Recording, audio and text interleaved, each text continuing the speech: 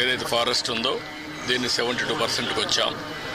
దాన్ని 90% తీసుకుపోయే అవకాశం ఉంది. బయోడైవర్సిటీ కూడా ఫోకస్ చేయమన్నాను.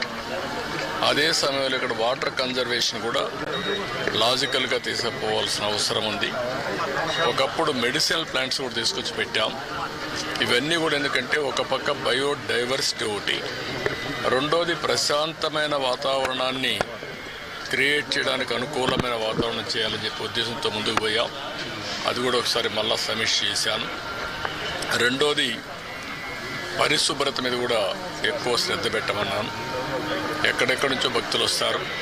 భక్తులు వచ్చినప్పుడు వాళ్ళకు కావాల్సింది వెంకటేశ్వర స్వామి నామం తప్ప ఇంకొకటి మాట్లాడే పరిస్థితి లేకుండా వాళ్ళు అన్ని విధాలు ఒక ప్రశాంతమైనటువంటి ఒక దివ్య క్షేత్రంగా ఇది ఎప్పటికప్పుడు ఉండాల్సిన అవసరం ఉంది. సజెషన్స్ ఇచ్చాం.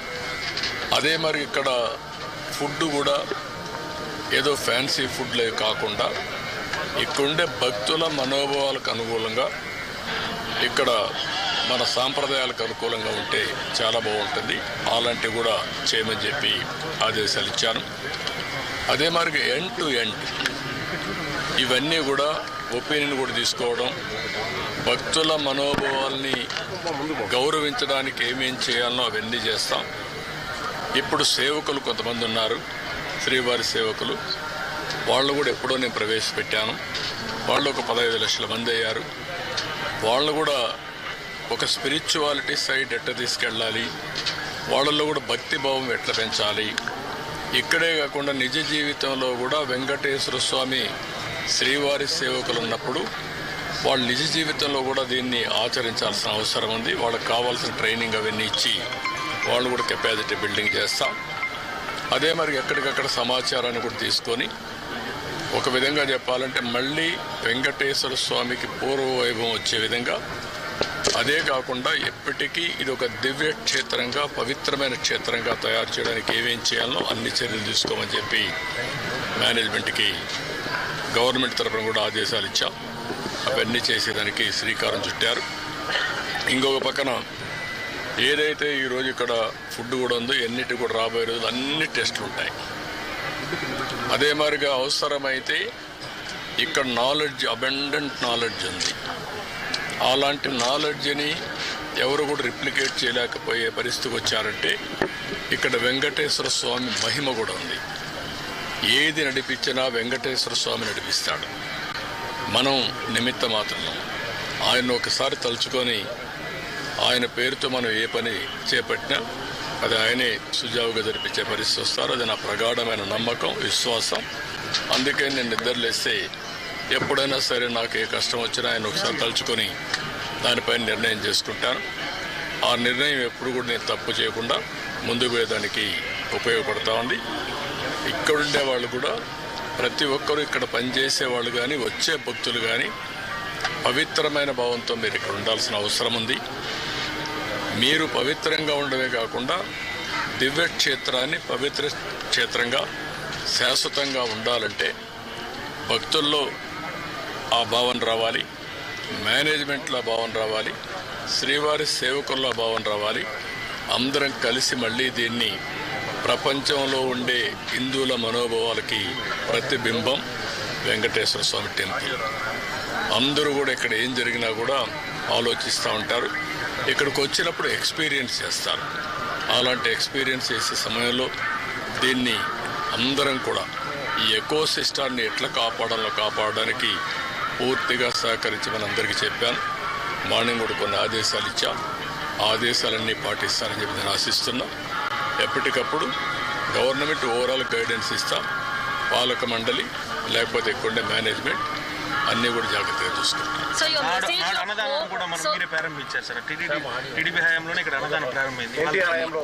ఎన్టీఆర్ హయాంలో అన్నదానం ప్రారంభమైంది. ఈరోజు ప్రపంచంలోనే ఒక సెంటర్లో ఇంత పెద్ద ఎత్తున అన్నదానం చేయడం అనేది ఎక్కడా జరగదు. 3 లక్షల మందికి భోజనం పెట్టగలిగే సెంట్రల్ కిచెన్స్ 3 ఉన్నాయంటే ఎక్కడ ఇది ఉండదు. అలాంటిది ఒక ఆ రోజు ప్రారంభించినప్పుడు 2-3 వేలతోనే ప్రారంభించాం. కానీ అది ఆ రోజు ఎన్టీ రామారావు గారికి ఉండే విజన్. తర్వాత ఈరోజు కార్పస్ కూడా పెరిగింది. కార్పస్ దానిపైన వచ్చే వడ్డీ, దాంతోనే ఈ 2-3 లక్షల కూడా భోజనం పెట్టే పరిస్థితి వస్తూ ఉంది. ఇంకా చాలామంది ముందుకు వస్తున్నారు. ఒకరోజు పెడుతున్నారు, లేకపోతే వాళ్ళ అకేషన్లు ఎవ్రీ ఇయర్ ఇస్తున్నారు. అనేక విధాలుగా భాగస్వాములు అవుతున్నారు. ఇది ఒక మంచి ఉదాత్తమైన కార్యక్రమం. నేనున్నప్పుడు ప్రాణదానం పెట్టాం. అది కూడా లాజికల్గా తీసుకుపోవాల్సిన అవసరం ఉంది. అన్నదానం, ప్రాణదానం ఈ రెండు కూడా లాజికల్గా తీసుకెళ్ళి అన్ని విధాలు దీన్ని స్టిమ్యులేట్ చేస్తాం. So your message for all the festivals that are going to take place, your message of hope for the people? No, we are here to manage things on behalf of the God. I am appealing all devotees. Nobody can do any harm for our God. Ultimately, God is supreme. Management and also government are here to protect the purity and sanctity of Lord Balaji and Venkateswara Swami.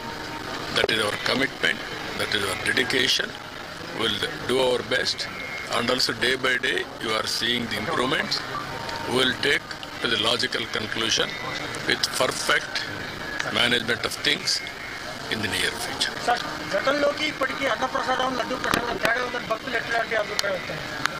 చాలామంది satisfaction చాలా హైగా ఉంది.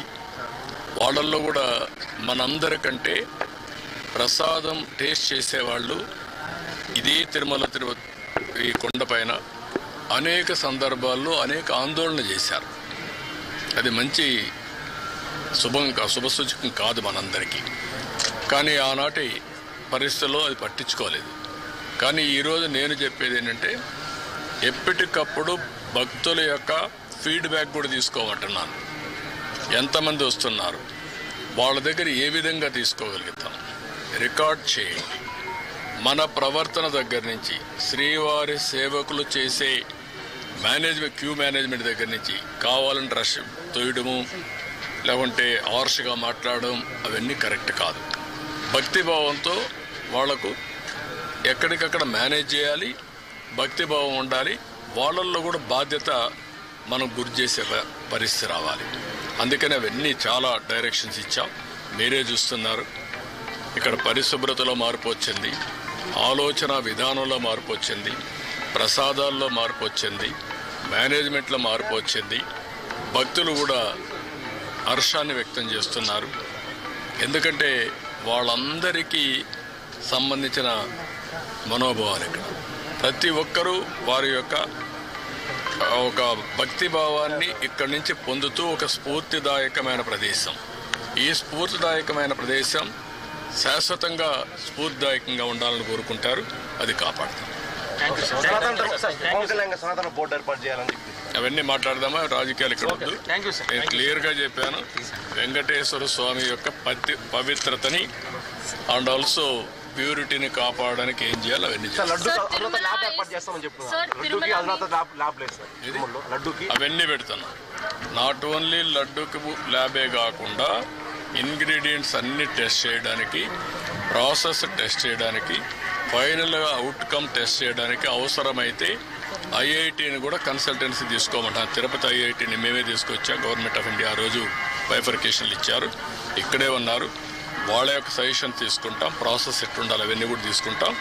మన వాళ్ళ knowledge, వాళ్ళ professional management రెండూ తీసుకొని ఇంత పెద్ద ఎత్తున డివోటీస్ వస్తున్నారు కాబట్టి భక్తి భావంతో పనిచేస్తాం. Tirumala is Laddu and Laddu Prasadam is Tirumala.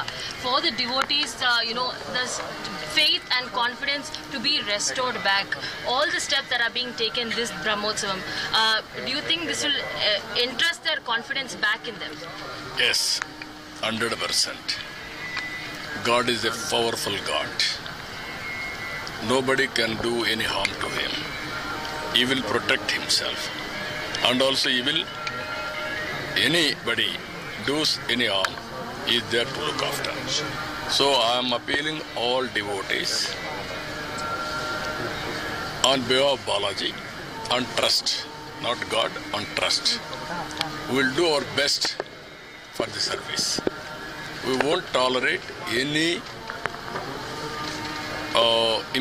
impurity or you can name anything, will protect the sanctity and purity of Balaji. That is our commitment. That is our I am appealing all of you. You trust on us. We will commit for this. Thank you, sir.